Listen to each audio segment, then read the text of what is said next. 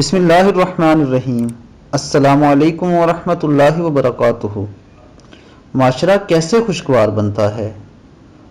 سورہ حجرات میں حکم خداوندی ہے، فتبینوا، خبر کی خوب تحقیق کر لیا کرو، فاصلحوا، مسلمانوں کے درمیان صلح کرواؤ، واقسطوا، انصاف سے کام لیا کرو، لا یسخر، ایک دوسرے کا مذاق نہ اڑایا کرو، ولا تلمزوا، ایک دوسرے کو تانے نہ دیا کرو، ولا تنابزوا بالالقاب، برے القاب سے نہ پکارو، لا یغتب، ایک دوسرے کی غیبت نہ کرو، لا تجسسوا، کسی کی ٹوہ میں نہ لگو، اجتنبوا کثیرا من الظن، بدگمانیوں سے بچو۔ دوستو یہ سب وہ گناہ ہیں جو ہمارے معاشرے میں بگاڑ پیدا کرتے ہیں۔ اگر ہم ان سب باتوں سے بچیں تو ہمارا معاشرہ جنت کا منظر پیش کرے گا۔ اللہ تعالی ہمیں دین اسلام پر عمل کرنے کی توفیق عطا فرمائے۔ السلام علیکم ورحمۃ اللہ وبرکاتہ۔